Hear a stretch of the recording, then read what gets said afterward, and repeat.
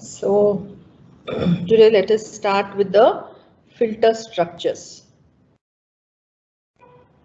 Filter structures.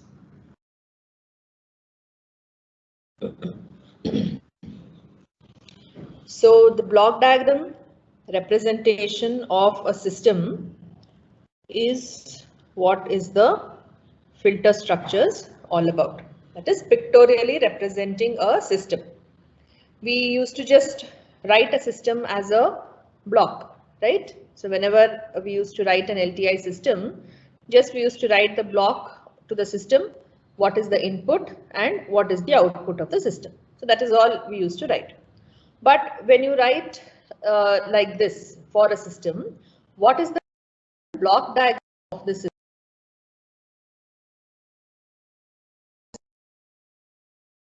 In here. Okay.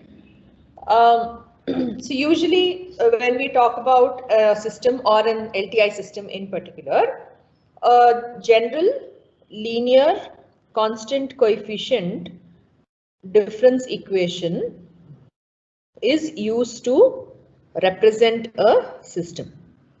Linear constant coefficient difference equation. So it's quite obvious. Difference equation is for discrete time systems. Discrete time systems, whereas you're going to have differential equations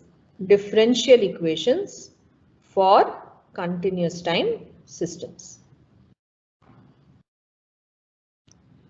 Okay. Difference equation is what is the representation for a discrete time system, and a differential equation for a continuous time system. Okay. So what is this general form of the linear constant coefficient difference equation? So you have seen solving a difference equation in your lab also, right? So this would be helpful there also. So a linear difference equation is represented as your output y of n equal to summation k from 1 to n ak y of n minus k plus summation k from 0 to m bk x of n minus k. So this is a difference equation and it's a linear equation and constant coefficients. These values of ak and bk. So obviously when you expand this equation, what happens? You're going to get individual terms, right? A1 y of n minus 1 plus a2 y of n minus 2 and so on. Similarly, b0 plus b1 x of n minus 1, b2 x of n minus 2 and so on. So that depends on the value of capital M and capital N here, which is called as the order of the system. So N and M, the number of coefficients you have in Y, that is capital N, and the number of coefficients you have in X is capital M. Whichever is more, N or M, that is the order of the system. Okay, so this is a second order filter. A second order filter. How do you get to know that? By looking at these delays. Okay, the maximum you have is n minus 2. That means it's a second order system. It is a second order system. So these coefficients that we have, A1, A2, okay, B0, B1, B2, all these are constants, isn't it? They are nothing but the coefficients, and they are constants here. Therefore, it gets the name linear constant coefficient difference equation. So this is the general form of a difference equation. And these are the coefficients that you design when we talk about the filter design. Okay. So we can represent the system or the filter structures that we have. We have different filter structures for FIR filter as well as for IIR filter. So before we take in the look into the different filter structures we have for FIR filter, let us just see what are the blocks that we use to form this block diagram. Okay. So basically there are 3 blocks that we are going to be using. Okay, 3 blocks that we will use in order to write the internal block diagram of a system. So these 3 blocks are common to both IAR and FIR filter. Okay, so what is the difference between IAR and FIR filter? So FIR filter is also called as a non-recursive filter, right? Is also a recursive filter that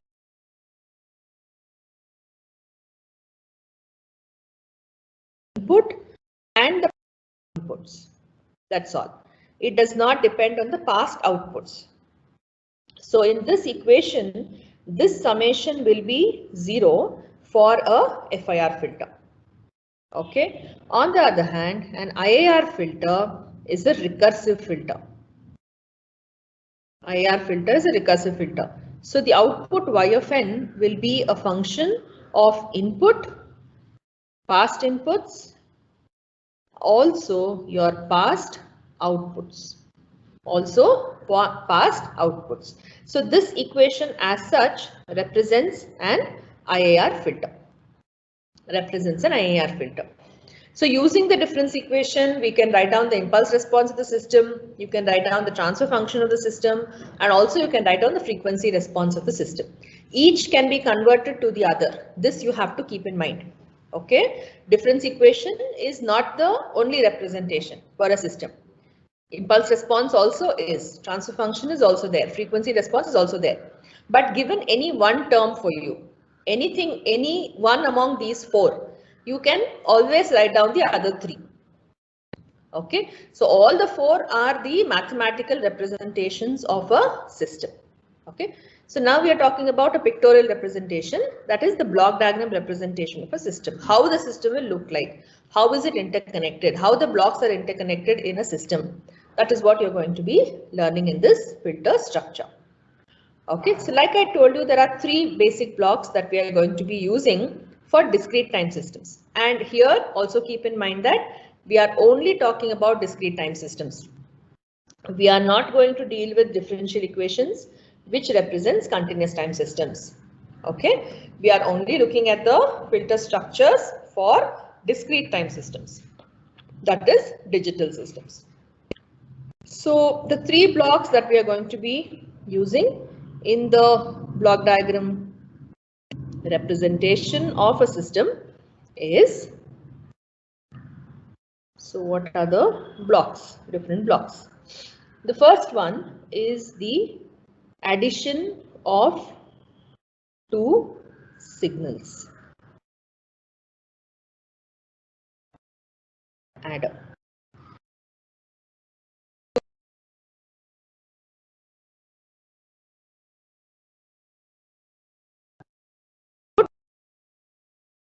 And x2 of n. The output will be x1 of n plus x2 of n. So that is an adder circuit. We can also have 3 input and 4 input adders because this is just a representation. Okay, what we are talking about. How you're going to implement this practically, that depends on whenever you're designing the system. This is just a representation for the system. So a 2 input adder.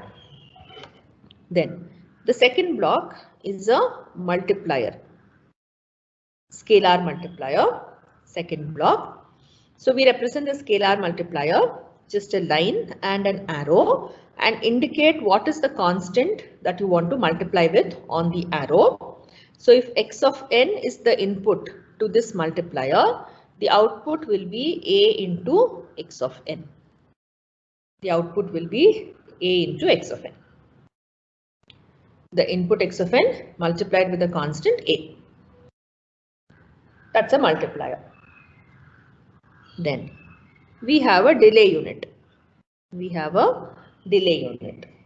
So what does the delay unit do? The delay unit is represented with a box and we write the symbol Z inverse.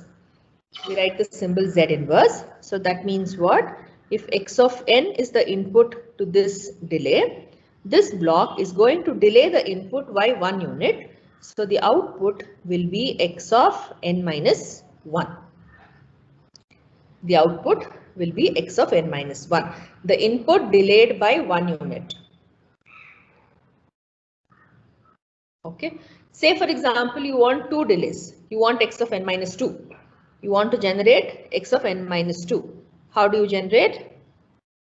Is you have one block z inverse x of n. The output will be x of n minus 1. Okay. Then give it to one more block in series. So already the signal is delayed by 1 unit. You give it to one more delay.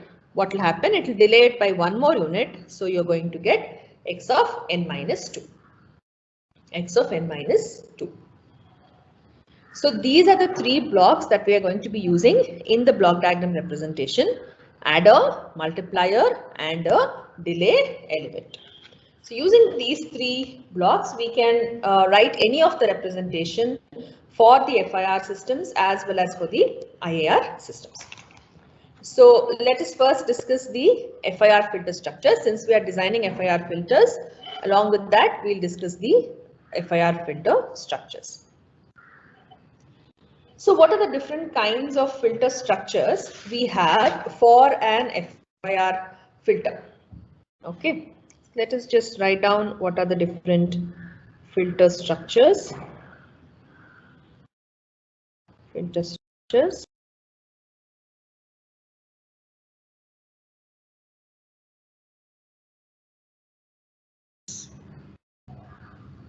So there are various kinds of filter structures. One is called the direct form structure.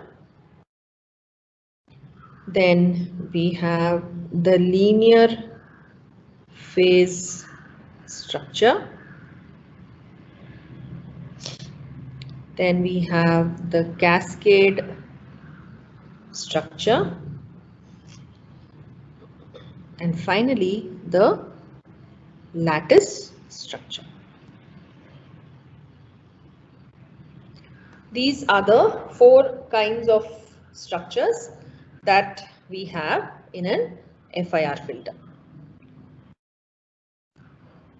So we'll take up one after the other. First is the direct form structure. Direct form structure.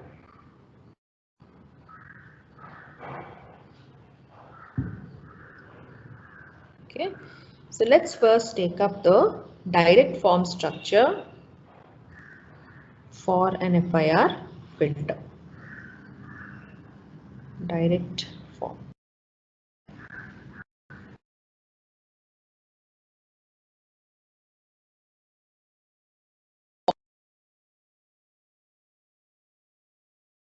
N is summation k from 0 to m, or m minus 1 also we can write, h of k x of n minus k. Why I have written h of k? Again, this is convolution, right? H of k is nothing but the impulse response of the FIR filter, which has m samples in it. That is why I have written k from 0 to m minus 1.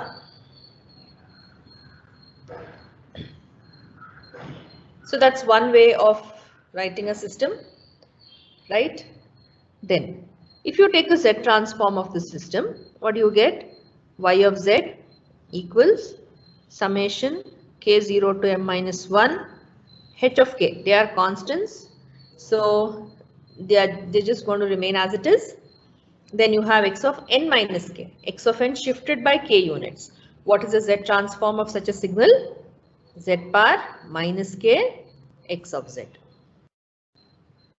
Delay, a delay unit or a time shift. Time shift, whenever you have a time shift, the Z transform of that is Z bar minus k x of Z. Let me take x of Z common here outside the summation. I can do that, right? It has no k term in it. So we can write x of Z outside the summation.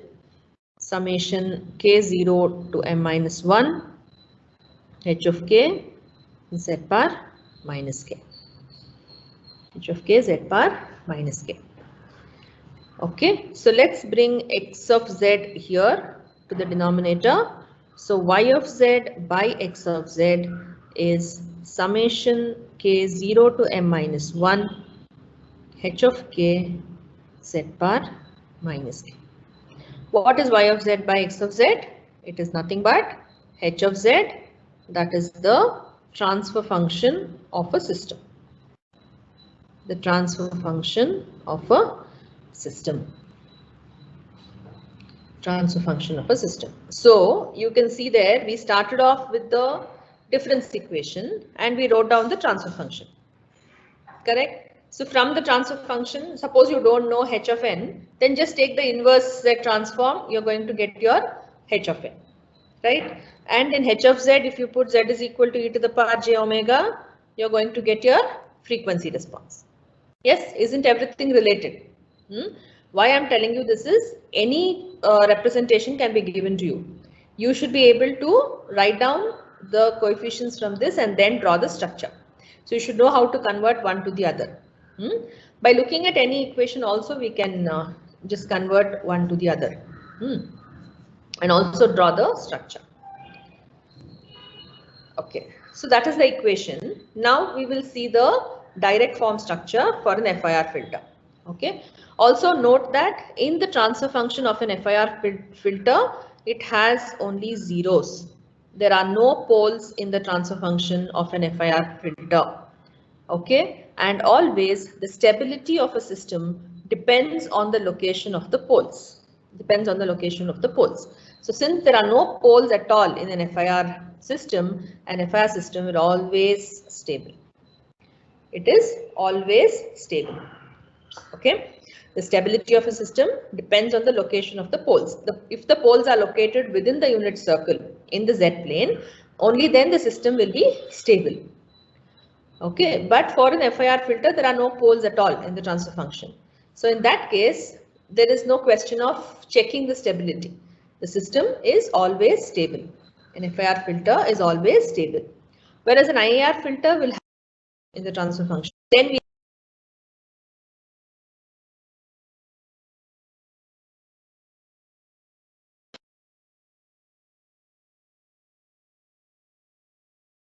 expand this equation that we have it here, that is this difference equation y of n, and show you how to write the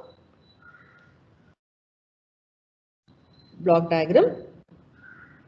Let us say we take a second order, okay, or a third order system. Let us take a third order system. So in that case, y of n will be h of 0 x of n plus h of 1 x of n minus 1 plus h of 2 x of n minus 2 plus h of 3 x of n minus 3. So like this, any order can be given to you, okay, in the exam. So they could give you this difference equation wherein we have written in general h of 0, h of 1, that this could be some values, the difference equation that is given to you. So this is also called as a tap delay line structure. The direct form is also called as a tapped delay line structure. Delay line structure. Okay. So whenever you are drawing a structure for any filter for that matter, always make sure that you keep the input on the left hand side, x of n, and the output will appear on the right hand side. Okay.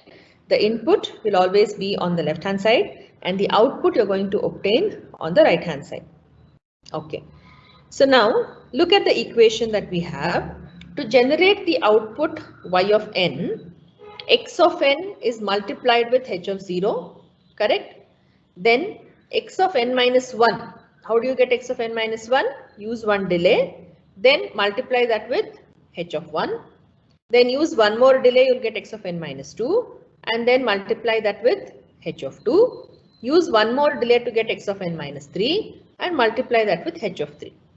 Once you have got all these products, you have to add all of them. You have to add all of them. Correct? So how do we draw this? So we have x of n here, x of n. This should be multiplied with h of 0. This should be multiplied with h of 0. Okay. Then I'll use a delay here. Delay. So what is the signal we get here? X of n minus 1. X of n minus 1 should be multiplied with h of 1. H of 1. Then I'll use one more delay. So I get x of n minus 2. X of n minus 2. X of n minus 2 gets multiplied with h of 2. H of 2. Then again one more delay, you will get x of n minus 3, and that should be multiplied with h of 3. That should be multiplied with h of 3. Okay, so all the products we have now, now you need to add all of them. So we have to make use of an adder, right? We have to make use of an adder. We'll use a 2-input adder because then the structure looks very neat and standard actually. So we have two signals here. So add this signal and this signal. Okay, so you've added two signals. The result can be added with the next signal. You get the next term. Again the result.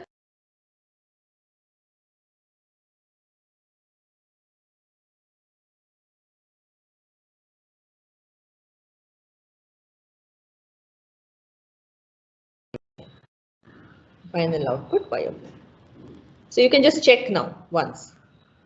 Just check once if all the values are getting properly multiplied and added. So isn't that the equation for y of n that we want?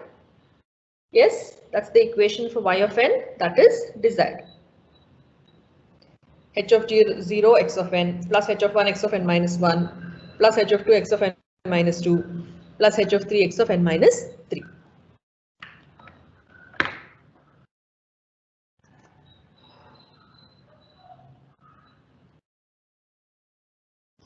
So all the terms in the output will be generated and written in this form. Okay, so this is called as a direct form structure for FIR. Even for IAR we have a direct form structure, but that will be different. The way in we represent that will be different. So this is also called as a tap delay line. Why it is called as a tap delay line is because if you observe this above line, it is a line of delays, isn't it? It is a line of delays that you have here, and you are tapping the signals from the delay line. You're tapping out the signals from the delay line. That is why it is also called as a tap delay line structure.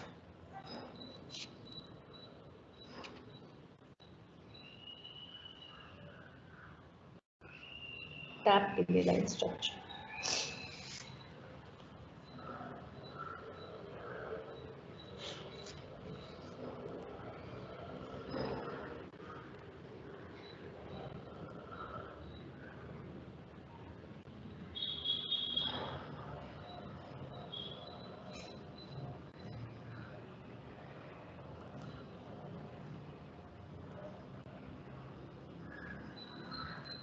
Okay, shall we take two problems on this?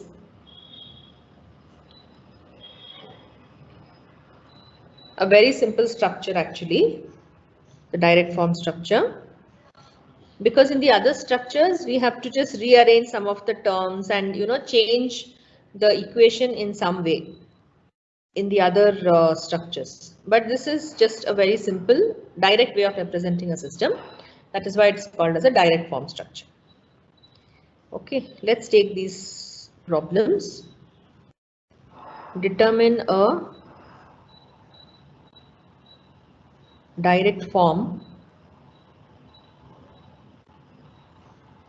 realization for the following linear phase filters. So two filters are given to you. H of n is given. Okay, the impulse response of the filter is given. So it's a linear phase filter, therefore you can see that it is symmetric. H of n is symmetric.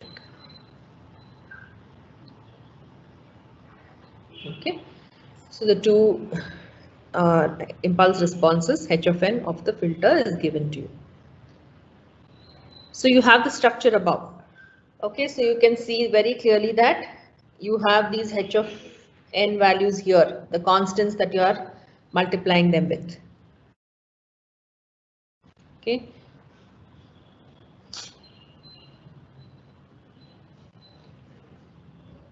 So shall we draw the structure for this?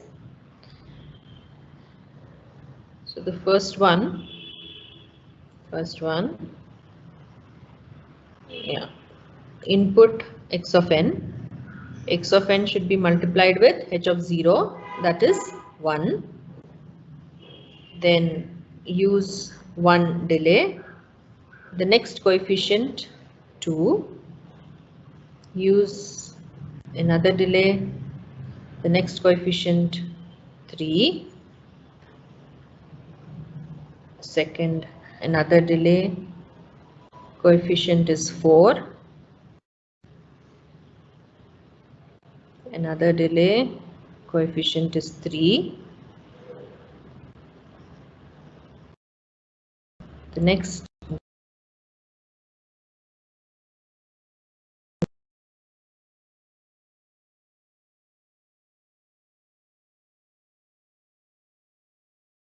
have a value of 1, it's okay if you write it or don't write, because it means that it's just that signal that is tapped.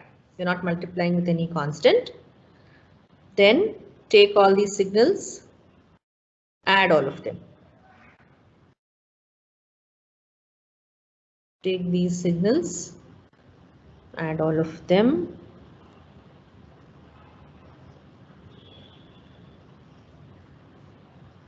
Add all of them. You will get the output y of n.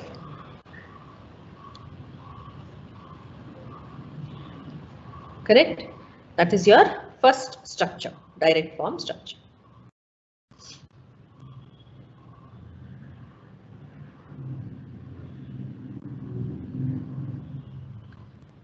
The linear phase structure that we have is a better way of representing the system, because the number of multipliers we are going to reduce there. Okay, the number of multipliers are going to be reduced in the linear phase structure, wherein we make use of the equations of the linear phase that we derived. That is your symmetric and antisymmetric equations that we derived. Making use of that, we can reduce the number of delays actually. Sorry, the multipliers, not the delays. So that's the linear phase structure. The second structure, you can try the second structure.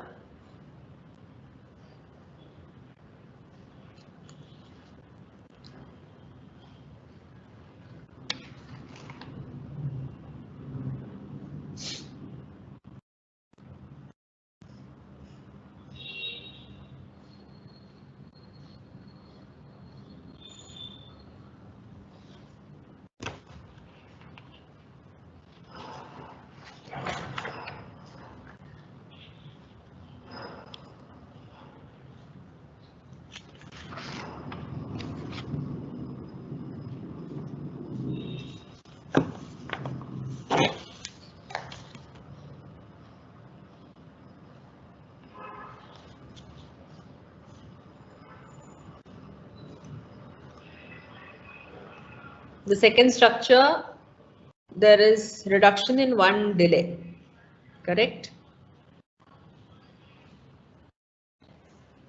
One delay value, because one order is less there. Draw that structure. Second one. I'll change it here only. Okay. I'll just make the change here itself. You people draw one more structure. That is your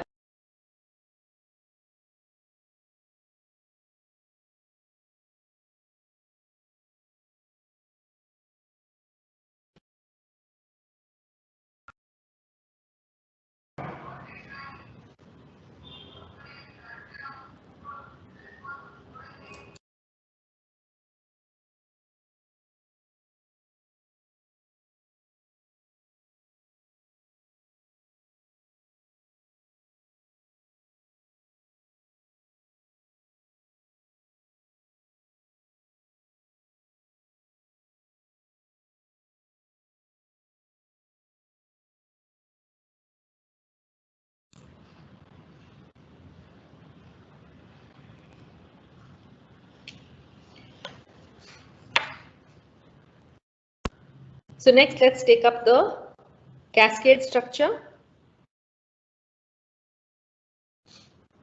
Cascade structure.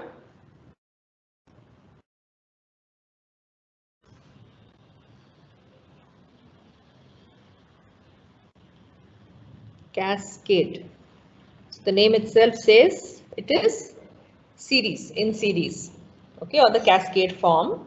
So in this cascade form of the structure, when a higher order filter is given to you, fourth order, fifth order, like that, what we do is we write the transfer function of the filter as a product of transfer functions, wherein these transfer functions h1 of z and h2 of z that we are writing are smaller order systems. Usually we consider first order or second order systems. Okay. So when you have a very higher order systems, like for example the previous problem only, right? It is a fourth order or a fifth order system. So instead of writing it just in the direct form, we write the higher order transfer function as a product of transfer functions whose order is maximum a first order or a second order system. Then whenever you are writing this as a product of transfer functions, these systems that you are going to draw, that is h1 of z, will be in cascade with h2 of z. What do we mean by cascade? Series, that's all. X of n and output y of n. So this whole system in cascade that you have it here, okay, this system that you have it here is the overall system, h of z. So we are writing h of z as h1 of z into h2 of z. So that means what? Internally, it is like the two systems are in cascade. The two systems are in cascade. The input to the first system, h1 of z, will be x of n. The output of the last system, that is h2 of z in this example, will be y of n. We don't have to restrict to h1, h2 only. You can write more also. So you can write h1 of z into h2 of z into h3 of z. That depends on the order of the system that you have. Okay, order of the system that we have. So we represent the system as a cascade of first or second order systems. As a cascade of first or second order systems. Okay, so that is called as the cascade form representation of a system. Let us take a problem straight away, and I will show you how to draw the cascade form. Cascade form.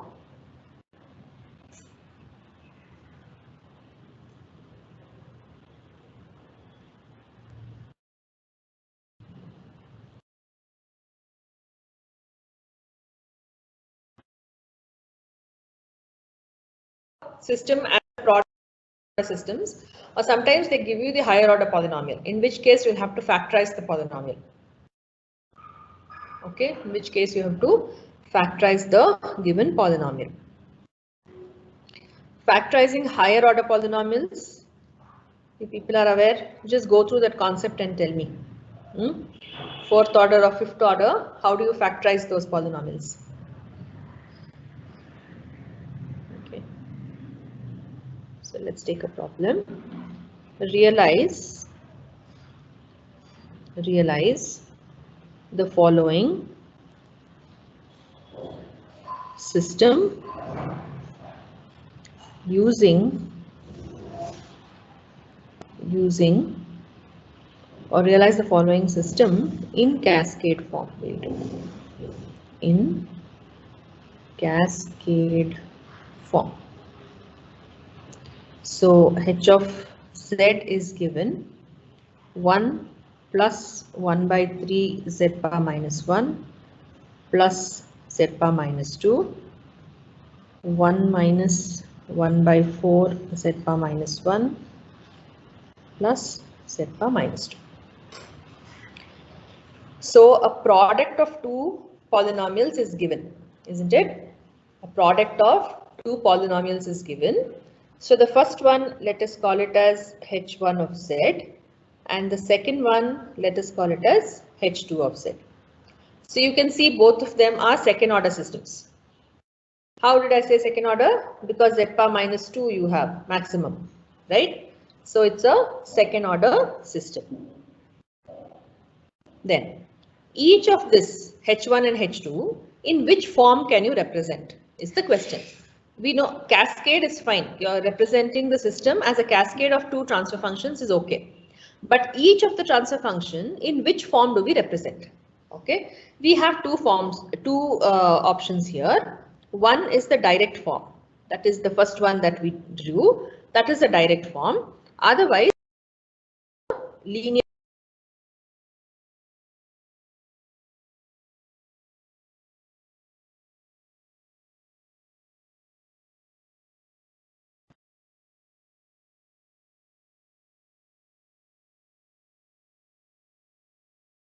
The syllabus does not mention linear phase, even though what I'll do is I'll take a problem and just show you how to write the linear phase structure. It's better you know, because for an FIR filter, usually the linear phase structure is more important.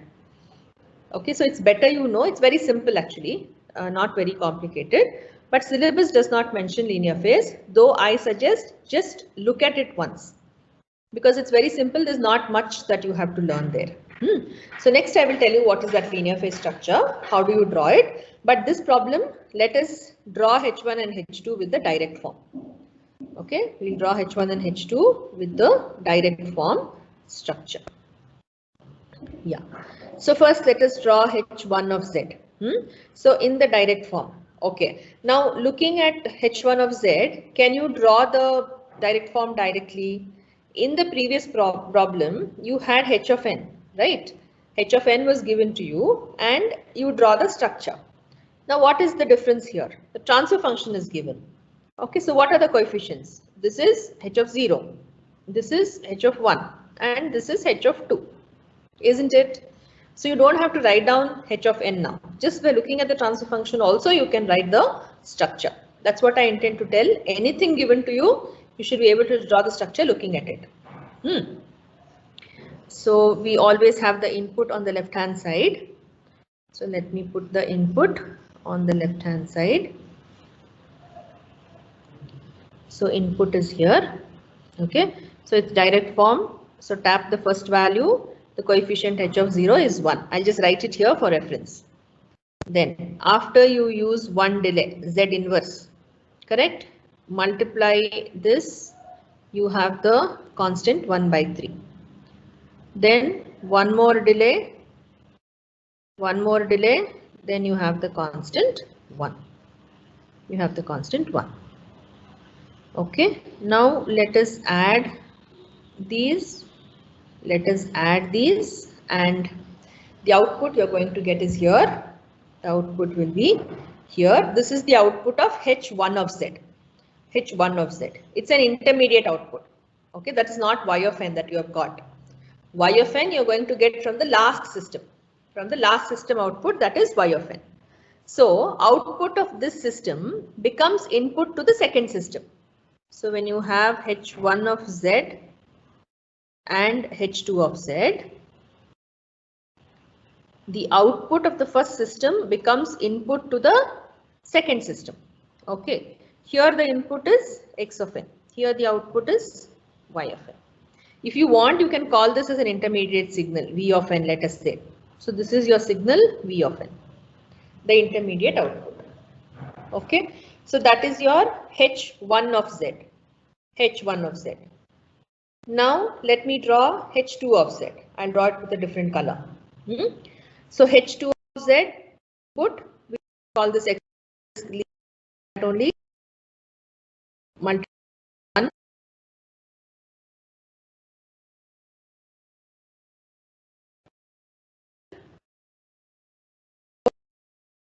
Again, one more delay multiplied with 1. Okay, it is like you're drawing two structures. It's like you're drawing two structures. So this and this gets added, this and this gets added. So the output that you get here, this is the output. This is the output. So this is what H2 of Z. This system is H2 of Z. And this system is H1 of Z. This system is H1 of Z. Okay. Now the output of the first system becomes input to the second system. Becomes input to the second system. Okay, so it is like drawing two direct forms and connecting one to the other. Connecting one to the other. That is cascade form of representing a system. Cascade form of representing a system.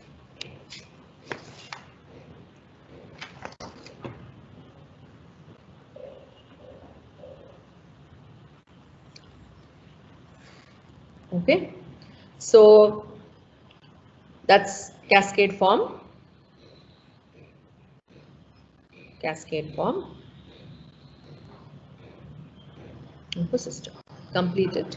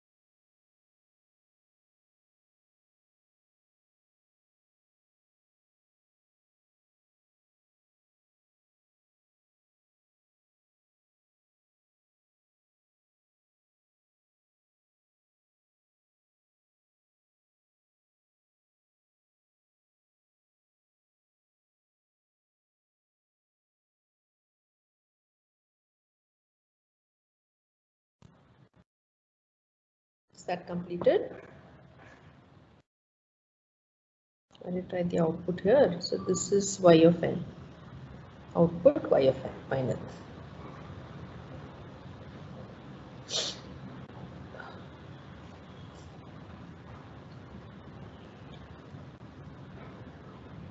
So next we'll take two examples for linear phase structure. So when m is odd and when m is even, we had written two equations, right? For linear phase, that is the symmetric impulse response. So whenever you have a symmetric impulse response, then this is right. So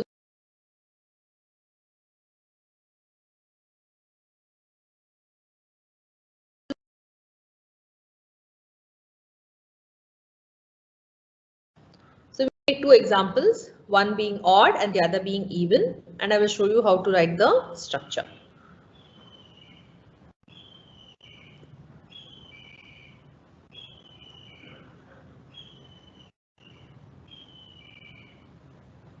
Linear phase structure. So let's take the first example and see how to draw the linear phase structure. So the transfer function of this filter is given to you. 1 plus 1 by 2 z inverse, 1 by 4 z bar minus 2, 1 by 2 z bar minus 3 plus z bar minus 4. So from this, we can write down the difference equation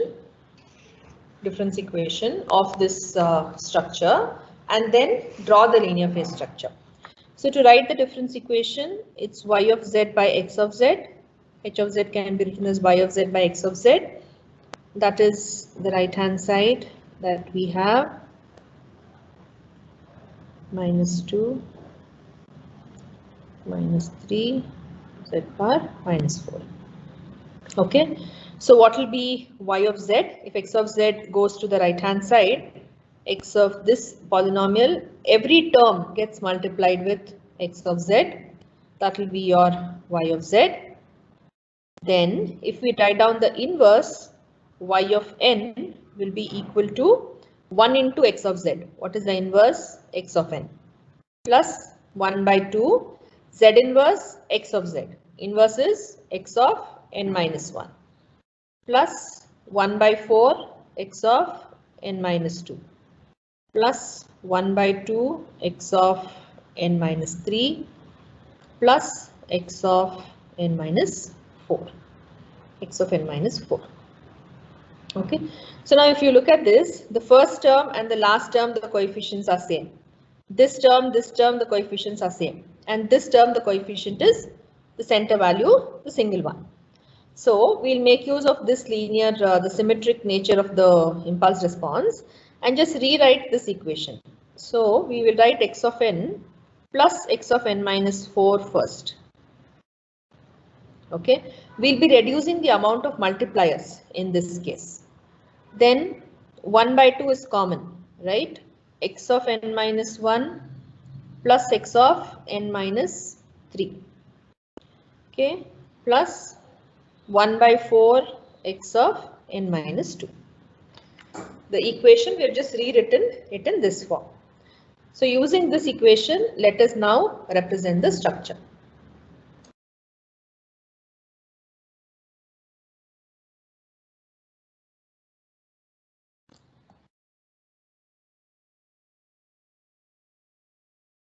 So just observe the structure once, then it will be easy for you to draw it.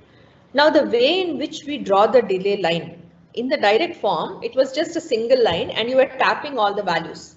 Okay. In this case, in the linear phase structure, it is like the delay line is bent.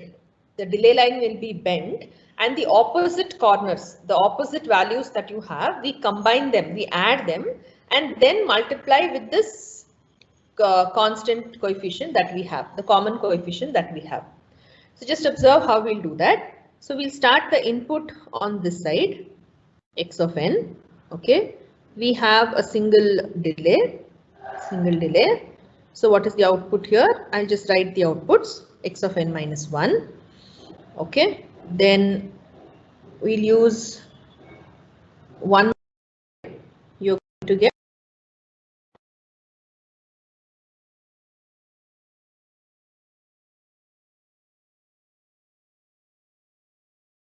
I will just bend it and bring it this side.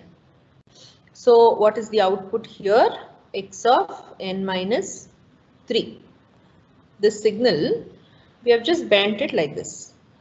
Then we'll use one more delay here.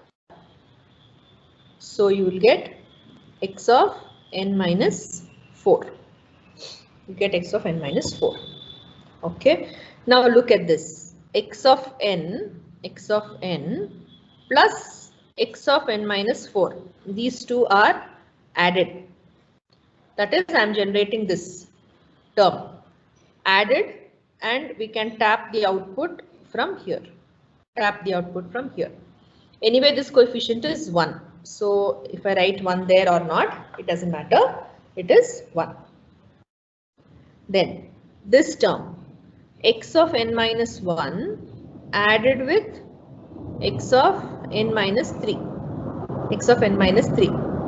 Okay, you're going to get this output. So to this output, multiply this with the term 1 by 2.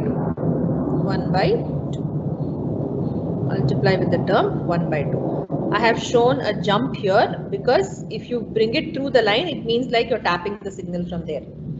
Okay, so a jump in the signal is shown. 1 by 2. What else is left? X of n minus 2 into 1 by 4. Isn't this your x of n minus 2? Yes, the signal from here is x of n minus 2. Multiply this with 1 by 4. So now what you will do? We'll use the adders. We have generated all the signals now separately. Now we need adders to add the remaining. So this signal gets added with this signal, so that you will get your output y of n. You'll get your output y of n. Okay, this is called as a linear phase structure. It's called as a linear phase structure. If you can compare that with the equation that we have written above, whether it is tallying or not. Okay, so instead of taking the delay line as a straight line, we just bend it and bring it across like this side. So that is called as a linear phase structure. So this linear phase structure also can be used in the cascade form.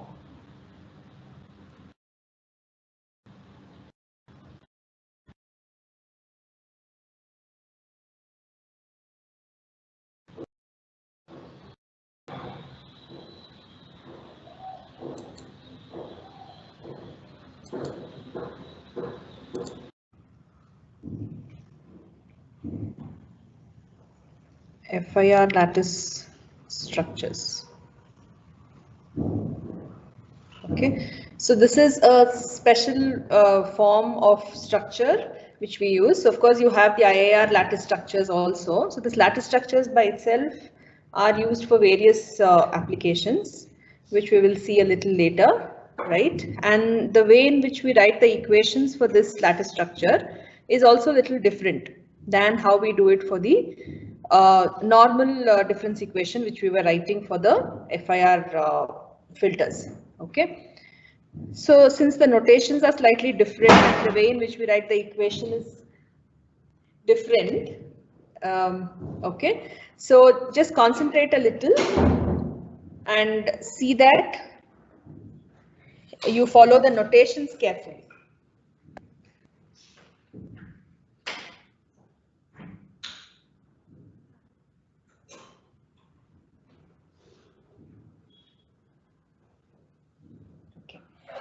So first we'll write the direct form equation for this FIR filter, the notation in which we are going to use it for the lattice as such. Okay, so if I have to tell you the applications of the lattice structure, these are especially useful in speech processing, wherein we use it for some kind of prediction. Okay, so what happens in this prediction is you're going to predict the speech signal, or you're going to predict some of the words or something like that, right? So these lattice filters are used to model the vocal tract there. So when we are doing this prediction, there are some kinds of prediction errors that could occur. Okay, so these filters are mostly efficient to generate the forward and the backward prediction errors. Okay, since there are two channels in the lattice structure always, the forward channel and the backward channel, or the upper channel and the lower channel, which we call, they are used to generate the forward and the backward prediction errors. Okay, so that's one application of the lattice structure that we are going to be learning. Then one more speciality of this lattice structure is it is a modular kind of a structure. So what do we mean by a modular kind of a structure is there is a fixed structure for this lattice, and that's called one module. So if you want to increase the number of or if you want to increase the order of the filter, okay, you just have to add one module to the existing one, right? So for example, if it's a first order system, if it's a first order filter, then you'll have one stage of this lattice structure. And if you have to design a second order lattice, then you just add one more stage to this for already existing first stage. Okay, so we are adding one more module to the first module. So since you just go on adding stages to this FIR filter, if you want to increase the order of the filter, okay, this is called as a modular structure. It's a very special kind of a structure which is there for both FIR and IIR filters. Okay, and it's used for some special modeling some of the structures like I told you in speech processing and things like that. So the coefficients that we design here for a lattice filter, they are less prone to errors. They are less prone to errors when we talk about the stability or the frequency response of the filter. Okay, so that is the reason why they use this lattice structure. It's not very straightforward as the other structures, but still it's a very important one, which we'll be learning in the FIR and the IAR design. So I don't know if you have the, yeah. Okay. Yeah, of course, in your syllabus, the IAR filters lattice structure is not there. So just the FIR is there. Okay, though the lattice structure exists for an IAR filter as well. It'll just be an extension of this, what we do. Okay. Yeah. So just observe carefully the way in which we write the equations here. The notations are very important, because if you miss out on the suffix or the way in which we represent, you could lose out on the actual value that you are computing. Okay. Yeah. So the transfer function of this FIR filter, h of z, which we usually represent, is written as y of z by x of z, which is the usual representation, is written as 1 plus summation I from 1 to m, am of I, z to the power minus I, z to the power minus I. Okay, where m is the order of the filter, m is the order of the filter, and am of 0 is 1. Am of 0 is 1. Okay, so for the first order filter, that is when m is 1, let's write down this equation and see how it looks like. So this h of z, what we have written is the direct form equation, the direct form. As you can observe, these coefficients are differently denoted here when compared to the direct form which we have already written. Right, there we used to write it as h of n, the values as h of n. And of course, this value is always 1 here in this representation, that is in the lattice representation. The direct form equation will be in this fashion. Okay, so this is the direct form equation. Direct form equation. Okay, so let's write the first order filter equation. So when small m is 1, that is the order of the filter is 1, let us write down what this equation is. Let me call this as equation 1. So y of z by x of z is equal to 1 plus summation I from 1 to 1, right? Because m is 1, so we'll just have one value. A1, so this suffix is very important actually. Wherever you denote the suffix, be careful to write that number properly. So since it is first order, it's A1 of I, z to the power minus I, z to the power minus I. So if you expand that, 1 plus A1 of 1, z power minus 1. It just has one value in the summation. So that is y of z by x of z, what we have written. Now we can cross multiply, take the inverse z transform and write down the difference equation y of n. Write down the difference equation y of n. Okay, so we'll do that. So y of n, so I'm writing it directly. Okay, that's very straightforward now. X of n plus a1 of 1, z power minus 1, x of z inverses x of n minus 1. X of n minus 1. So that is the first order difference equation. What is the thing different here from the normal direct form that we were writing is just the notation of these coefficients.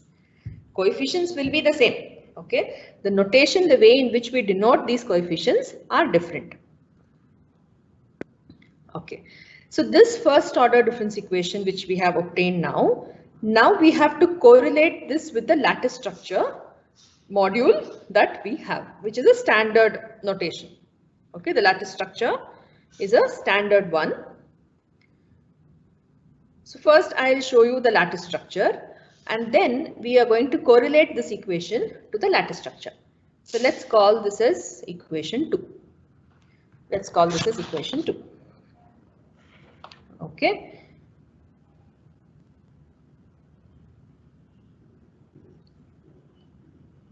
So let me write the lattice structure here. So as I told you, the lattice structure has an upper channel and a lower channel. Okay, input to this is F naught of n and the lower channel input is R naught of n.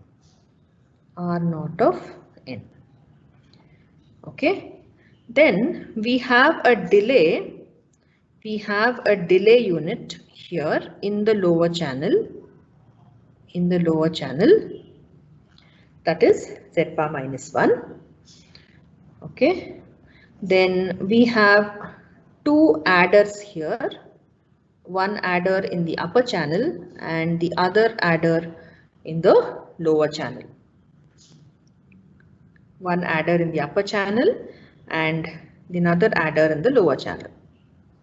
Okay, then we multiply the output from the lower channel with a constant called K1 and add it to the upper channel output to obtain the output here.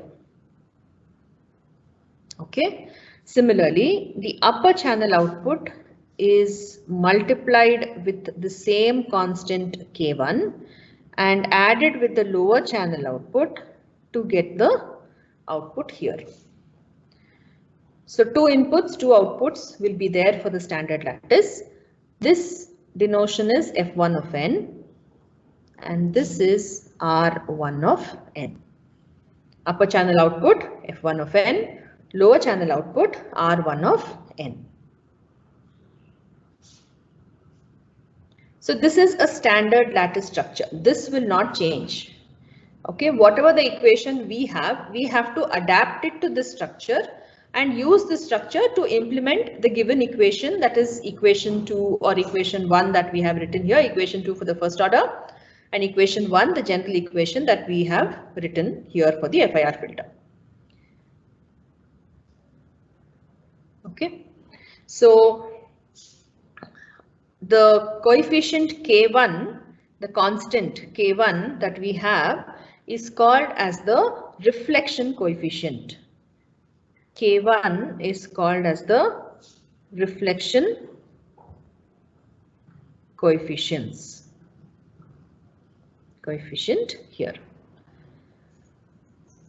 Okay, so it's quite obvious that if you are designing a first order system, this will just be the structure for the first order system and you will have to adjust the values of this F0, R0, F1 and R1 so that you implement equation 2.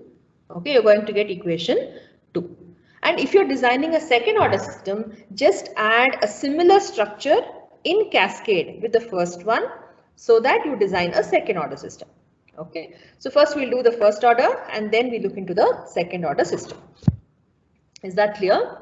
So we have two channels, upper channel and the lower channel. This is a standard lattice structure. This is exactly the way in which it has to be written. You cannot change anything here. K1 is called as the reflection coefficient. So every stage will have a reflection coefficient. If you have to increase the order of the system, you just have to add stages to this existing lattice structure. So for a first order system, you will have one stage of this lattice structure. Okay, so now in order to make this lattice structure, implement equation 2, that is the first order equation, what are the changes that we have to do? Okay, so what we'll do is we'll make F0 and R0 of n equal and apply the input x of n to this. Apply the input x of n to this. So F0 of n is equal to R0 of n and that is equal to the input x of n that we are going to give. Input x of n that we are going to give. Okay, now let us write down the outputs F1 of n and R1 of n. So let's write down what is f1 of n. So what is f1 of n? Just see here, f naught of n. F naught of n. I'll just write in terms of f and r first, and then we will substitute the values of x of n. Okay. So f naught of n plus k1 r naught of n minus 1. K1 r naught of n minus 1.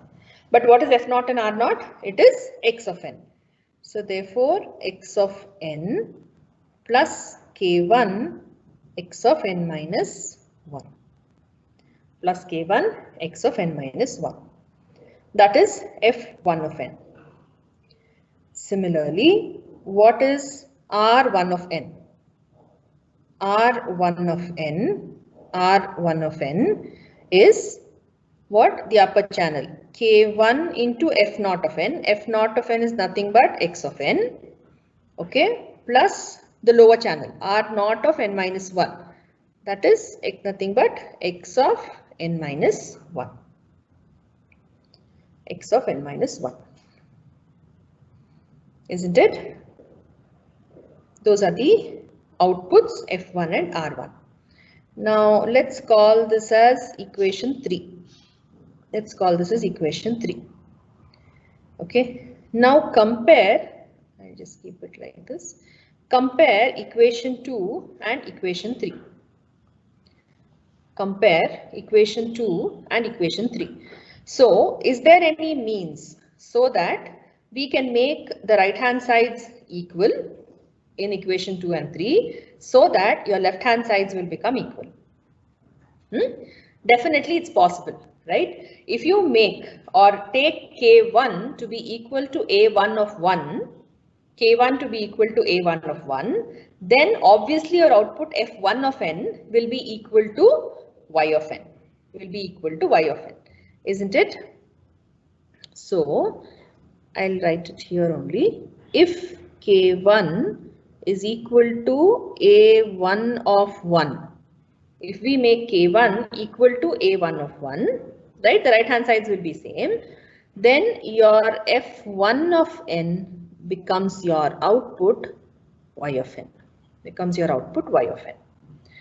So we have used the same lattice structure, the first stage or one stage lattice structure, to implement a first order filter, FIR filter in this fashion. What we have done, we have made k1 equal to a1 of 1. K1 equal to a1 of 1. So what will be given to you in the problem? Equation 2, an equation which is of the form of equation 2, the direct form equation, will be given to you in the problem. So do you know what is a1 of 1? Definitely, you can take the coefficient a1 of 1 from the given equation. But please keep in mind the coefficient of x of n should be 1. The coefficient of x of n should be 1 because it is a standard form. Okay, it's a standard form. We cannot change it. So if it is not equal to 1, divide it by that value, normalize it so that your coefficient x of n becomes equal to 1. Okay, so you know a1 of 1 from the equation given to you.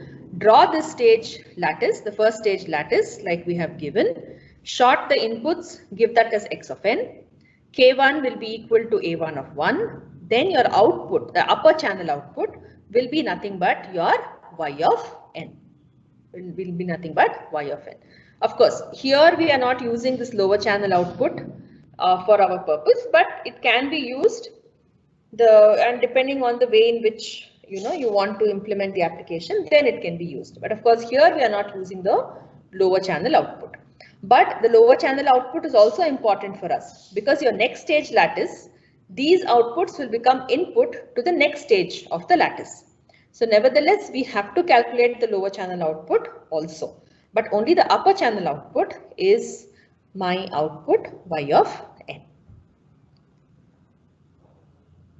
Okay, is that clear for everyone? So that is a first order lattice or one stage lattice, a first order lattice. In the same fashion, we can write a second order lattice, third order lattice, and so on.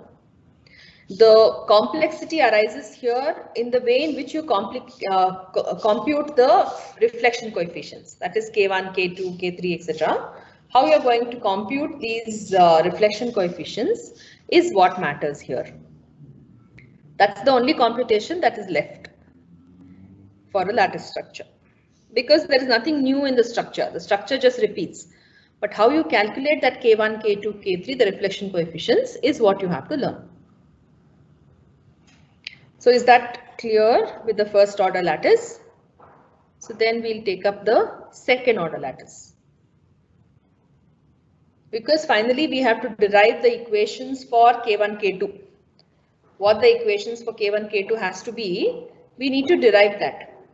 So that is why we'll have to write the stages, write the outputs, compare it with the direct form, and write down the filter coefficients or the reflection coefficients. Okay. So shall we write this for the second order? We'll write it for the second order filter. So now M is equal to 2. M equals 2. So for M is equal to 2, let's write down the direct form equation. So what is the direct form equation? Y of Z by X of Z is 1 plus summation I from 1 to M, that is 2, AM, so M is 2 here, right? So I just write that here. A2 of I, Z bar minus I. Z bar minus I. Okay, let's expand the summation. 1 plus A2 of 1, Z bar minus 1, plus A2 of 2, Z bar minus 2. Z bar minus 2. Cross multiplying and taking the inverse, what do you get? Y of n equals X of n plus A2 of 1, X of n minus 1 plus A2 of X of n minus 2. X of n minus 2.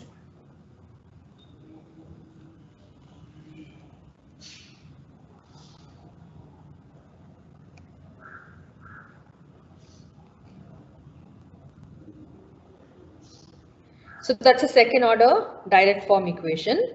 So these are the coefficients. See the notation. It becomes A suffix 2. The 2 indicates the order. A2 of 1, A2 of 2. I'm stressing on that because these notations solve the problem. Write whatever you want. It has to be written in this fashion. Otherwise the computations will go wrong. Okay. Now what we'll do, it's a second order lattice. So you have to draw 2 stages of the lattice. Let's do that first and then we'll write down the outputs. So let's draw the lattice structure. First stage.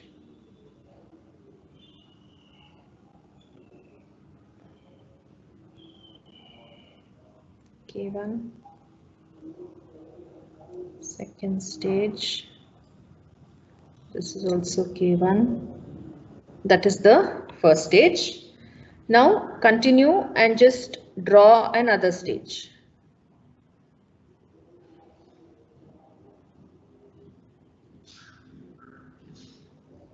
K2.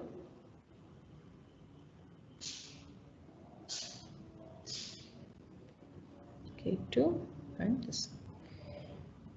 So this is F naught of n, R naught of n. Output of first stage is F1 of n, R1 of n. Output of the second stage is F2 of n and R2 of n. We are just writing it here for clarity. Okay, but you don't have to write that F and R every time when you draw your structure. Once you know the formulas to compute K1 and K2. So what we'll do here, we'll short the inputs F0 and R0 and give the input X of n. and give the input. We'll get a set of equations so that we get the expressions for K1 and K2. We have to obtain the expressions for K1 and K2. Okay, so we'll write the equation of F2 of n. I'll make use of F and R first, and then we'll substitute X of n. Okay, that will be easier. So F2 of n, what is F2 of n?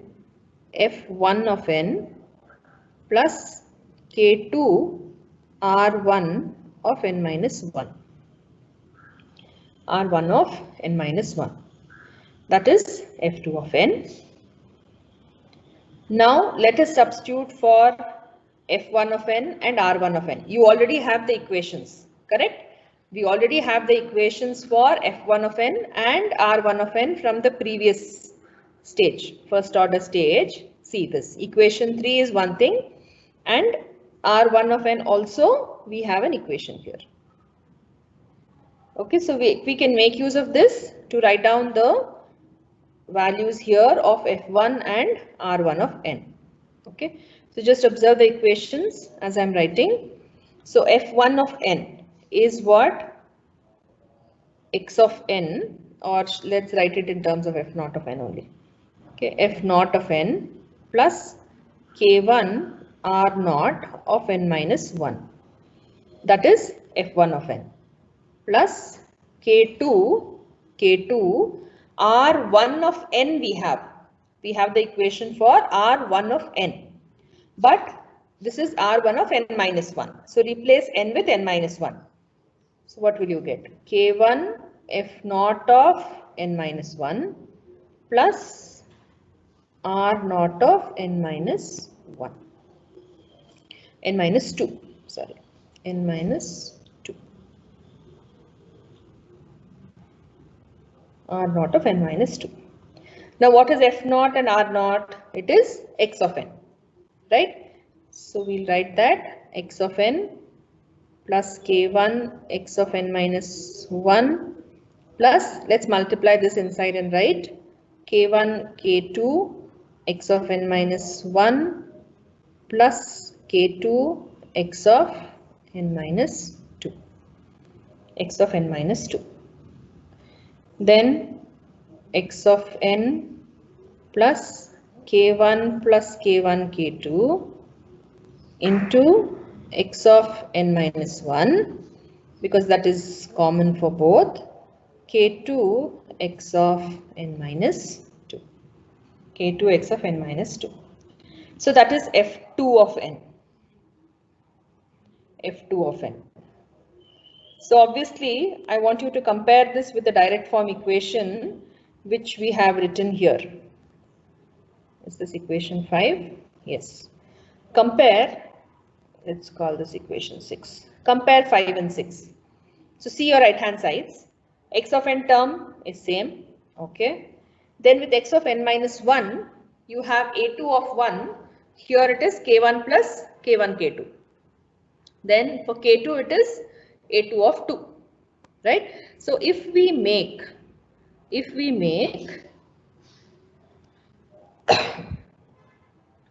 A2 of 2 equal to K2, or rather your K2 is A2 of 2 and A2 of 1 is K1 plus K1 K2. If this is satisfied, or if this is done, then F2 of n becomes your Y of n. F2 of n will be your Y of n. In the second stage lattice, the upper channel output F2 of n of the second stage will give you the output of the second order system. Will give you the output of the second order system. So in this structure, this becomes your Y of n.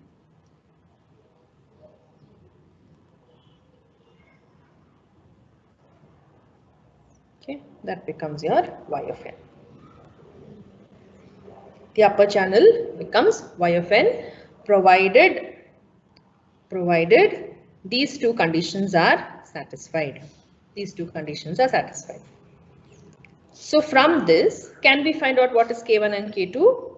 Yes, we can do that, right? Because A2 of 2 is K2. Already we know what is K2. So what is K2? It's nothing but the coefficient A2 of 2. This we know. You have to remember this. And what is K1 from this equation? K1 is nothing but A2 of 1 by 1 plus K2. Or in turn, that is K1 is equal to A2 of 1 by 1 plus, what is K2? A2 of 2 is A2 of 2. Okay, so structure, we can just draw two stages of the lattice. If you have to find K1 and K2, which you have to do from the equation given, these two will be the expressions for K1 and K2. For K1 and K2. Okay, so just draw the structure, find K1 and K2 using the coefficients that are given to you.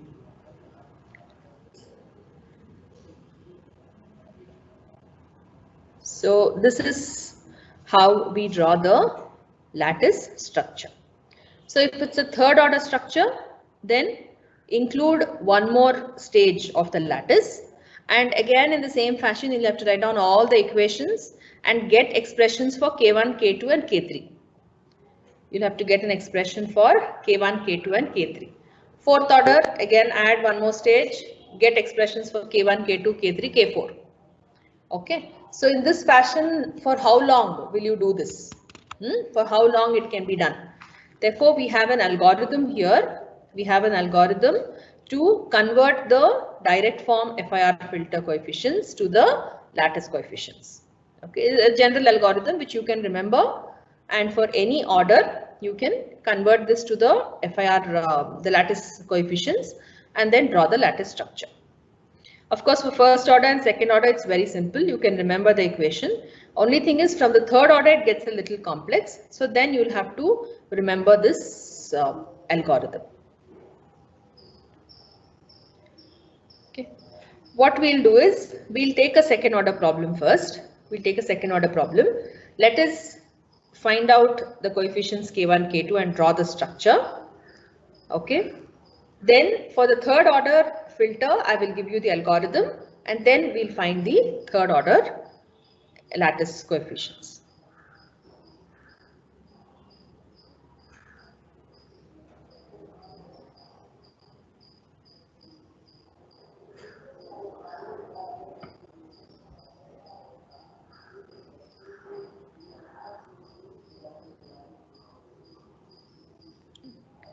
So let's take a problem.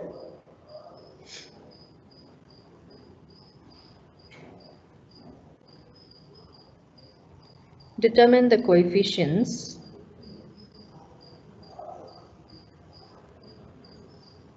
Km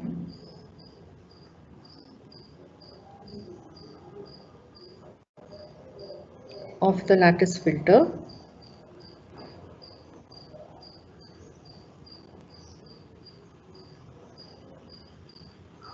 corresponding to an FIR filter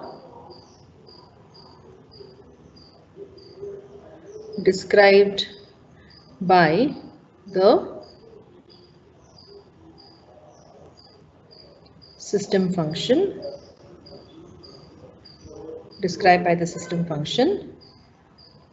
h of z equals 1 plus 2z power minus 1 plus 1 by 3z power minus 2. Also, draw the corresponding lattice structure. Draw the corresponding lattice structure.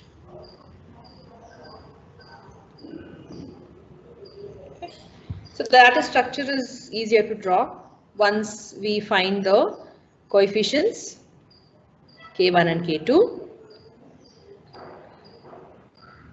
So from the problem given, what is A2 of 1?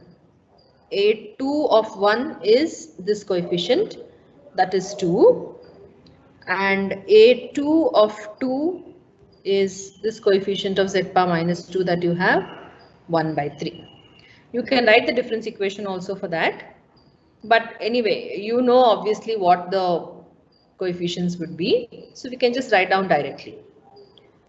A2 of 1 is 2 and A2 of 2 is 1 by 3. K2 is very obvious. K2 is just A2 of 2. That is 1 by 3. Okay. This is very straightforward. K2 is 1 by 3. But what is K1? K1 is A2 of 1 by 1 plus A2 of 2. We have it here, right? So A2 of 1 is 2 by 1 plus A2 of 2 is 1 by 3. 1 by 3. You can simplify that. You are going to get 3 by 2. You're going to get 3 by 2. So K1 is 3 by 2.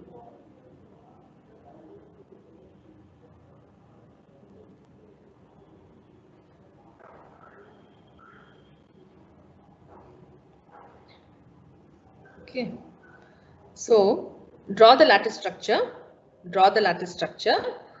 And call the coefficients K1 as 3 by 2 and K2 as 1 by 3. Okay. I'll just change it here only in the same structure that I have here. You can always draw the structure and write the values. Okay. That's all. So you see, if the direct form equation is given to you and they ask you to draw the lattice structure, then find the coefficients of the reflection coefficients of the lattice structure. Just draw the structure and write the values of K1 and K2.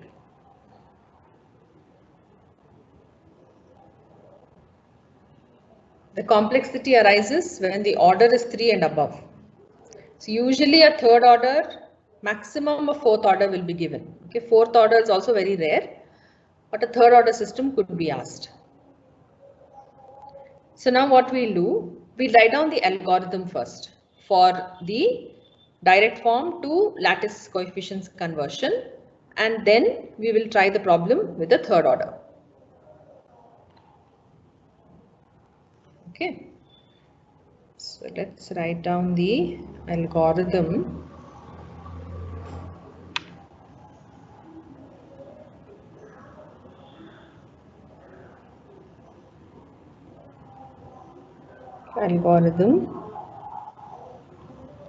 Convert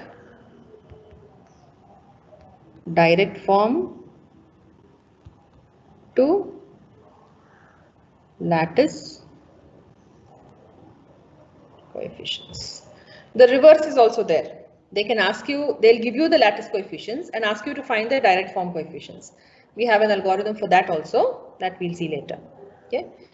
So it's like a for loop which keeps on repeating for small m from capital M minus 1, 2 and 1 up till 1.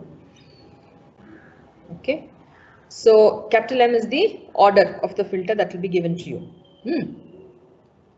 So you have to repeat this loop for m equals, suppose it's a third order, m equals 3, 2, 1. 3 iterations will go on. So what are the 2 steps in each iteration? Km is given as am of m, and am minus 1 of I is am of I minus am of m into am of m minus I divided by 1 minus km square, where I varies from 1 to m minus 1. I varies from 1 to m minus 1.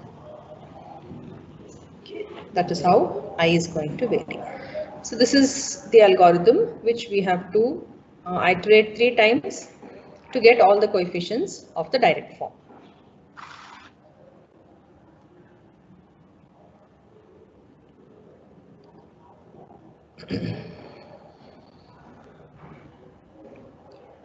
So please write down the algorithm, because without the algorithm you won't follow the values that I'll be writing.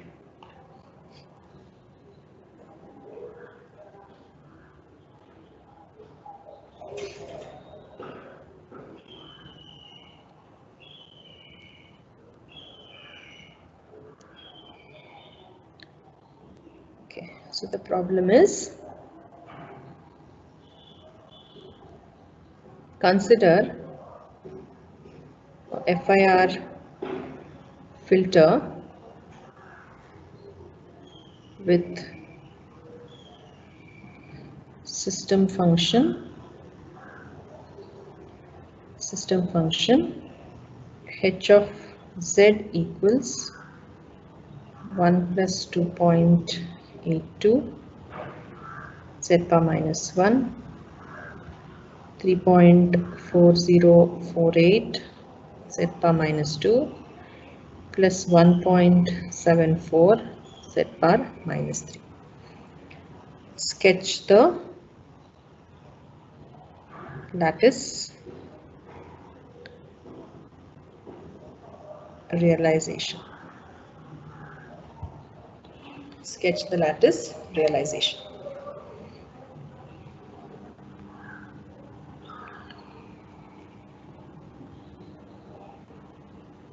Okay. I hope all of you have the algorithm with you. Okay, so let's start writing the given data. So it is a third order system. So the notation is A3, suffix is 3. A3 of 1 is 2.82. A3 of 2 is 3.4048. A3 of 3 is 1.74. Okay, and the order is third order. Order is 3. Order is 3. So you will have to repeat the loop m for 3, 2 and 1. Okay, starting with m is equal to 3 first. Okay, so the first step, when m is equal to 3, K3 is A3 of 3. K3 is A3 of 3. So that is 1.74. 1.74. So we got the first reflection coefficient, K3. We got the first reflection coefficient. Now we'll have to continue. So what is the next step in the algorithm? AM minus 1. So A2 of I is A3 of I minus A3 of 3 into A3 of 3 minus I divided by 1 minus K3 square. 1 minus K3 square. So your I here varies from 1 to m minus 1, that is 2. So for 2 values of I, you will have to compute this. For 2 values of I, you have to compute. So when I is equal to 1,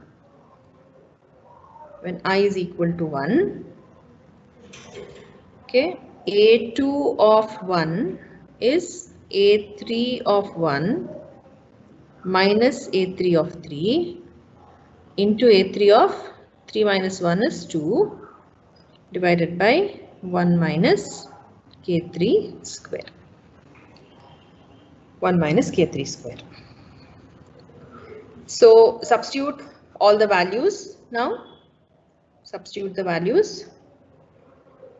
A3 of 1, 2.82 minus A3 of 3, 1.74 into A3 of 2, 3.4048. 1 minus 1.74 square.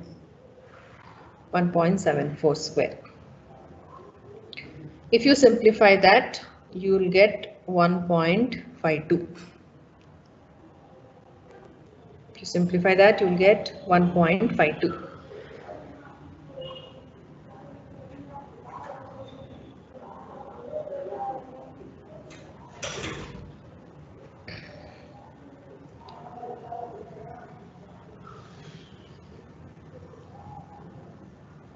So each value in every stage depends on the previous values that are calculated. So we have to go in the same order. You cannot change the order.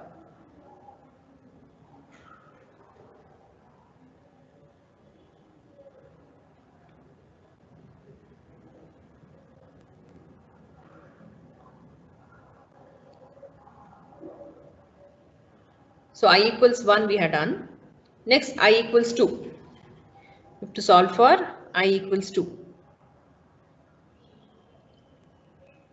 So I2, A2 of 2 is A3 of 2 minus A3 of 3.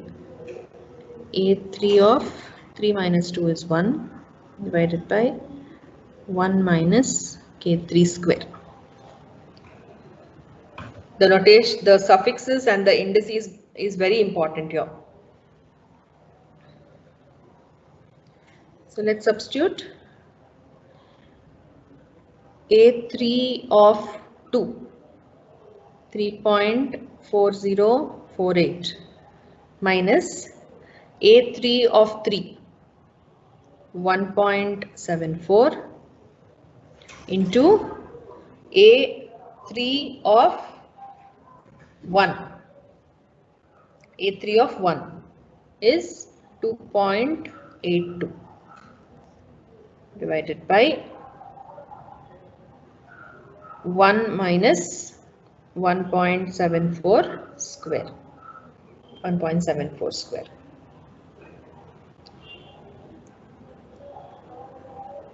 So if you simplify that, A2 of 2 is 0.741.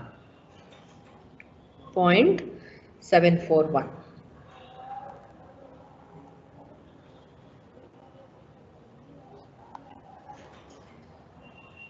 A2 of 2. Actually, A2 of 2 is nothing but K2 that you're going to write in the next step. 0.741.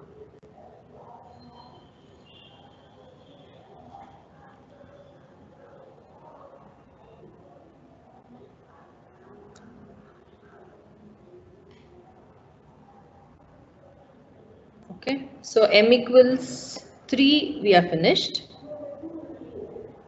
Next, we have to take m equals 2. Next iteration, where m equals 2.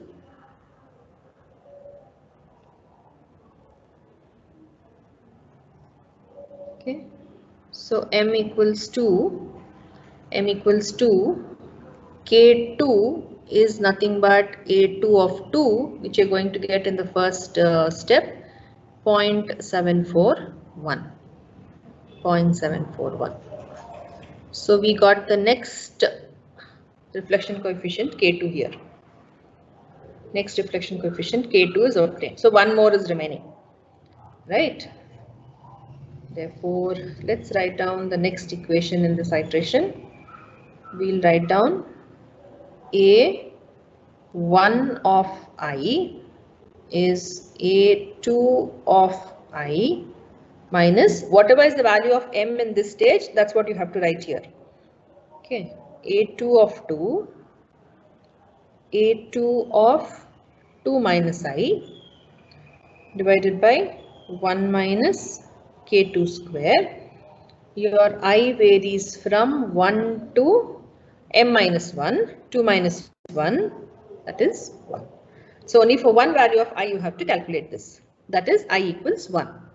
So A1 of 1 is A2 of 1 minus A2 of 2. A2 of 2 minus 1 is 1. A2 of 1 divided by 1 minus K2 squared. Let us substitute the values. A2 of 1. A2 of 1 which we calculated in the previous step. Okay, that we are using it now. So every step should be done. Every step has to be done. You cannot skip any step in between. A2 of 1, 1.52 divided by 1 minus K2 is 0.741 square. So A1 of 1, when you simplify, you should get 0.875. 0.875.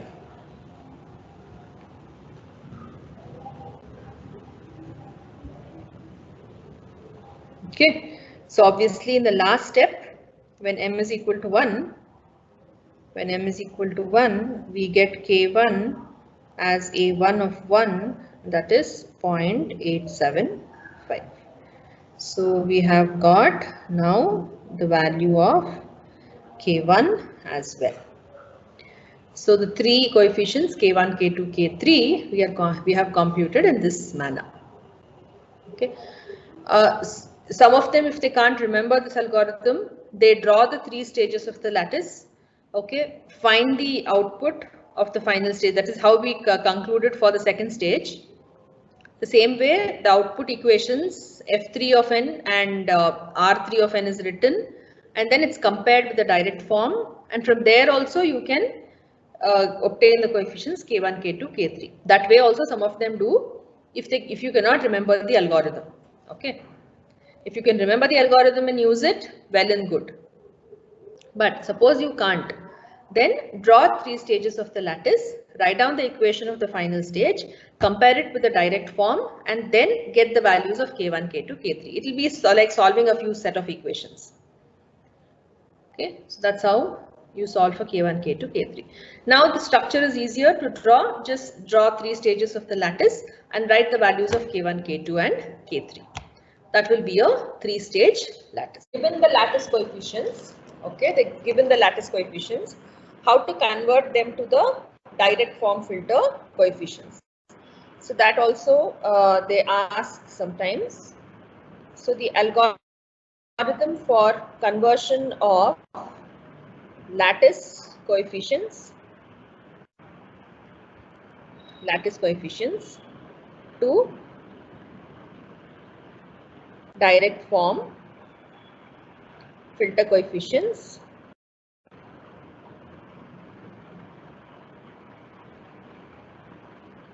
Okay, so let's see the algorithm for this now.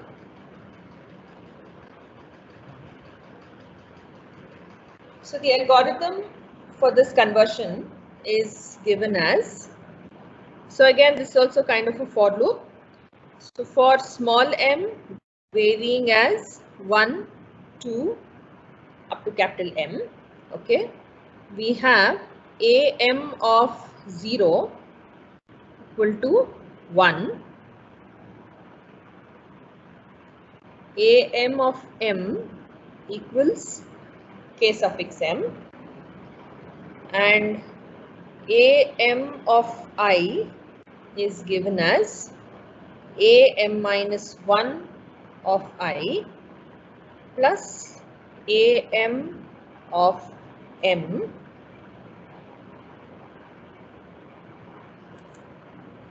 into am minus 1 of m minus I, where I varies from 1 to m minus 1. 1 to m minus 1. This is the algorithm to convert the lattice coefficients to direct form.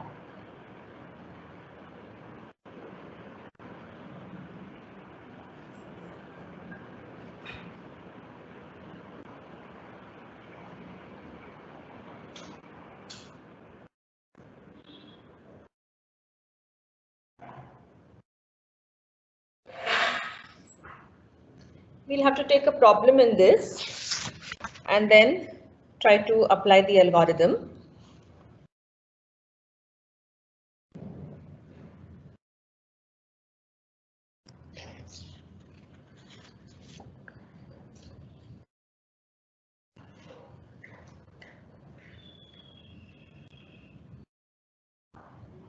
You can copy down the algorithm, then we'll take a problem. Capital M here is the order of the filter that is given to you, capital M.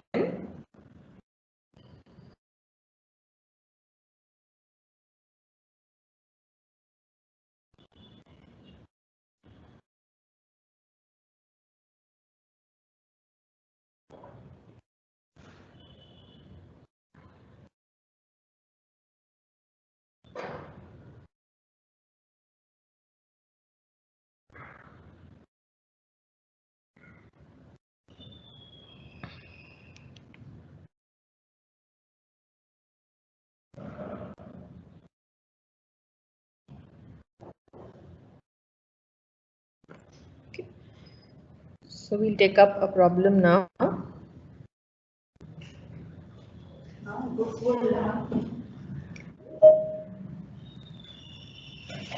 Let the coefficients of a three-stage lattice, three-stage FIR lattice structure be K1 is 0.1, K2 is 0.2 and K3 is 0.3.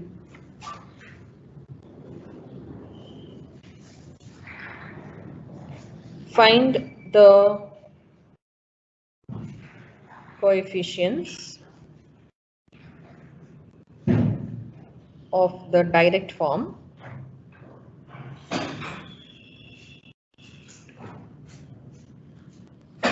direct form 1. Okay, of course, whatever we have written the direct form for FIR filter so far is the direct form 1 structure.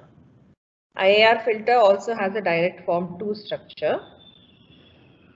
Okay, and draw its block diagram. Okay. So like I told you, the major part in these lattice structures is the computation of filter coefficients. Okay, otherwise the structure is very standard. You just have to, that does not change. Okay, computation of these coefficients is important here. So now we will have to apply the algorithm which we just now wrote and find the direct form filter coefficients. Okay, so just keep track of the algorithm that you have written down and we'll go on applying one step after another. So what is the order of the filter that is given here? It is 3, right? So capital M is 3. So we'll have to find out A3 of 1, A3 of 2, A3 of 3. Okay, so these are the 3 direct form filter coefficients which we need to find out. That suffix 3 indicates that it's a third order filter, and since it's a third order filter, you will have 3 filter coefficients, A3 of 1, A3 of 2, A3 of 3. So K1, K2, K3 is given to you in the problem. So the for loop has to vary from 1, 2 up to capital M, right? So 1, 2, 3.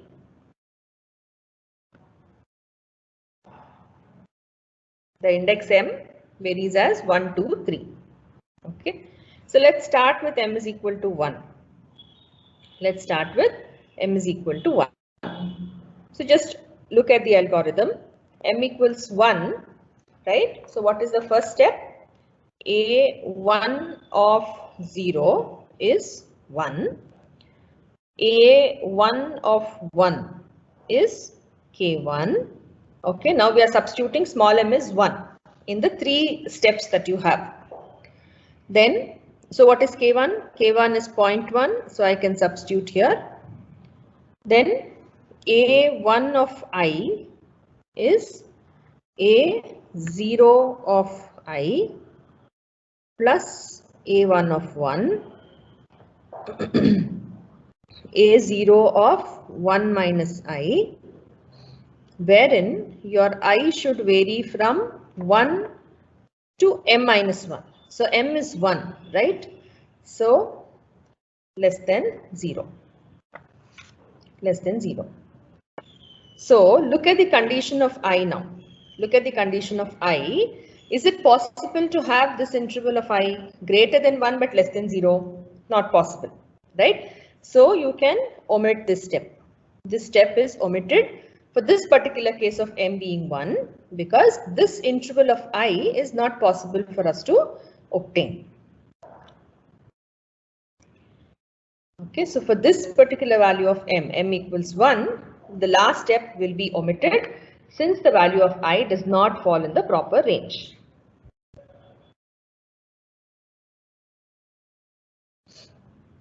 Okay, yeah. Now let's go on with m equals 2. So when m is equal to 2, A2 of 0 is 1. A2 of 2 is K2. And what is K2? 0.2. Okay. Then A2 of I is A1 of I plus A2 of 2, A1 of 2 minus I. A1 of 2 minus I. So I here varies between 1 and m minus 1, which is I between 1 to 1. So this is possible, right? That is, you have only one value of I, that is I is equal to 1. I equals 1. Therefore, what is A2 of 1? A1 of 1 plus A2 of 2, A1 of 1. A1 of 1. Now you would have got all these values in the previous step. So you just have to check that and write it down. So what is A1 of 1? It is 0.1. It's here. Plus A2 of 2 is 0.2 into A1 of 1, that is 0.1.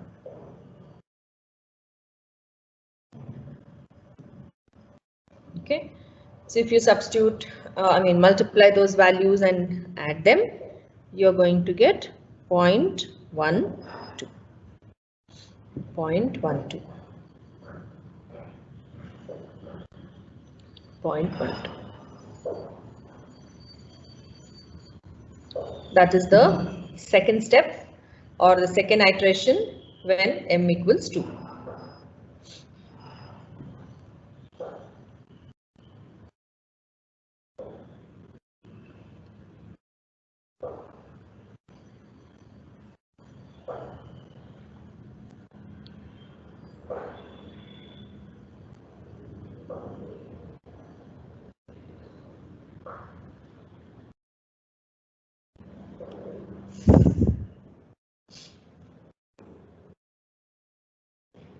Okay, so can we go ahead with the next iteration? M equals 3. M equals 3. Again, the 3 steps. So A3 of 0 is 1. A3 of 3 equals K3, and what is that value? 0.3. 0.3. So we have got the first direct form coefficient here now, right? The first value of the direct form coefficient, we have got it in this step. Let's continue with the third step. A3 of I is A2 of I plus A3 of 3, A2 of 3 minus I, where I varies between 1 and 2. M is 3 here, so I varies between 1 to 2. So two values of I equals 1 and I equals 2.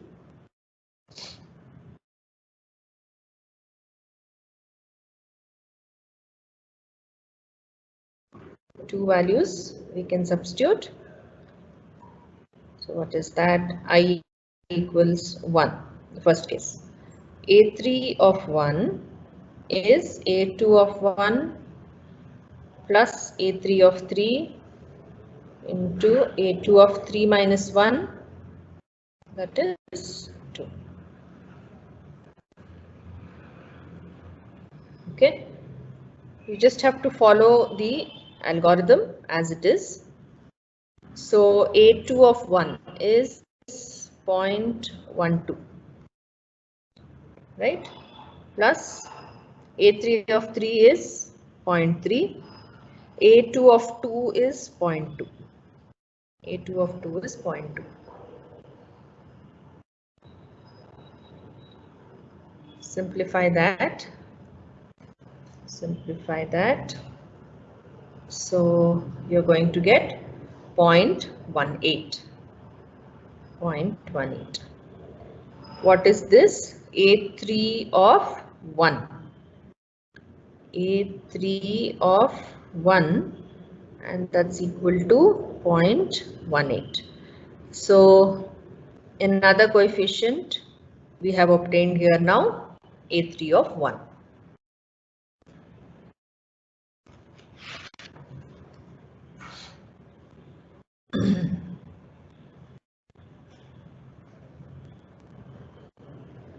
The next coefficient is also done. Now when you substitute I equals 2, you are going to get the other coefficient. So I equals, I is 2, A3 of 2 equals A2 of 2 plus A3 of 3, A2 of 1, A2 of 1. So you'll have all these values now. A2 of 2, 0.2 plus A3 of 3, 0.3, A2 of 1 is 0.12.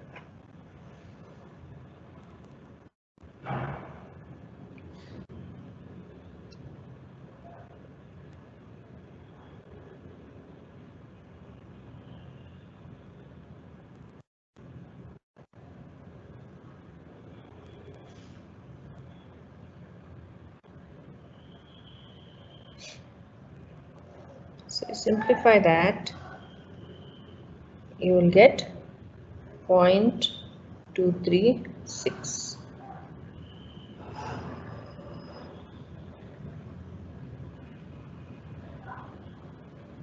That is A3 of 2. So the next coefficient also we have obtained.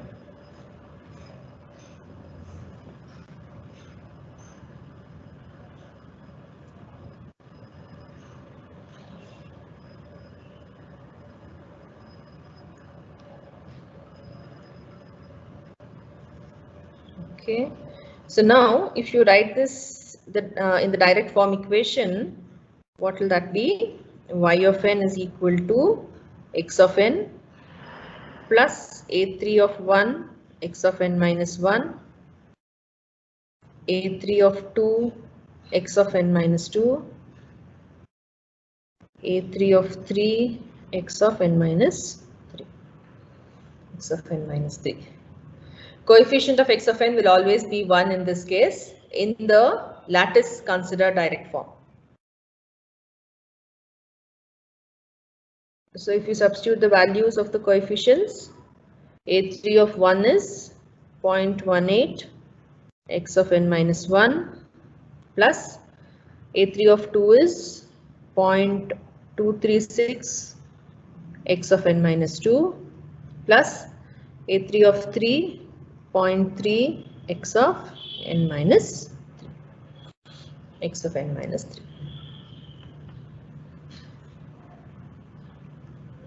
So this can be now easily written in the direct form structure. We've been asked to draw the structure.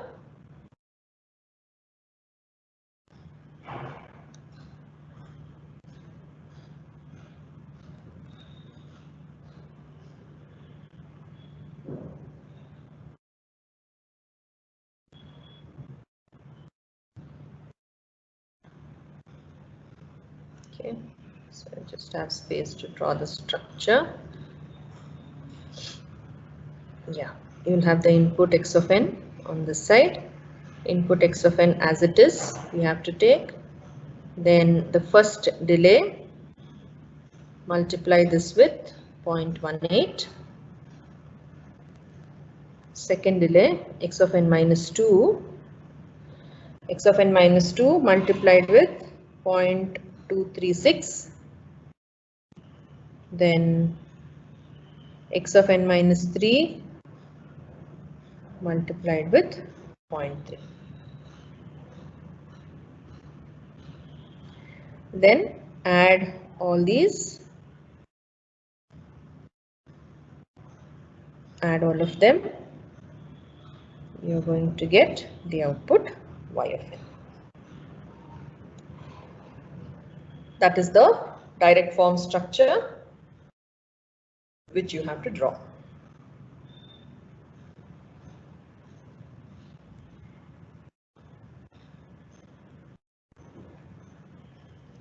So those are the two possibilities that they ask in the lattice structure. One is they'll give you the direct form coefficients and you have to find the lattice coefficients. The other one, the lattice coefficients will be given to you. You'll have to find the direct form coefficients.